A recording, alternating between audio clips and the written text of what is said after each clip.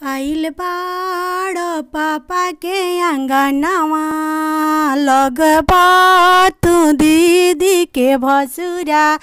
आइल बाड़ पापा के अंगनवा, लगबा तू दीदी के भसुरा।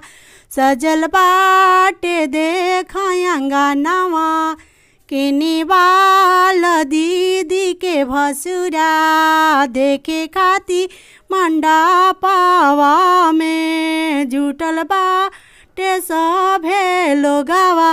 बढ़ल बा बेचैनी दादा, मुश्किल भइले बाजीना।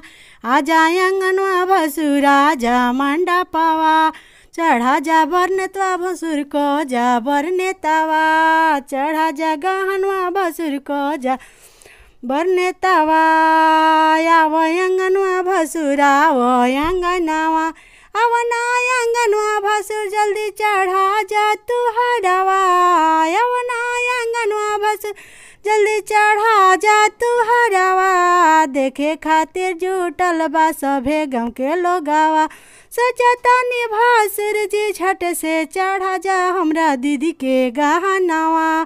सचतनी भसुर जी, झट से चढ़ा जा हमरा दीदी के गहनवा। हमरा दीदी के गहनवा।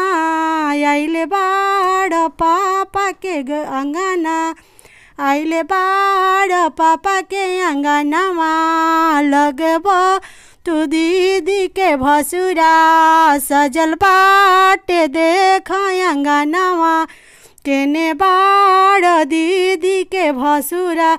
ना तो हम देव भसुर जी, तोहरा के खूब गलिया हो रामा।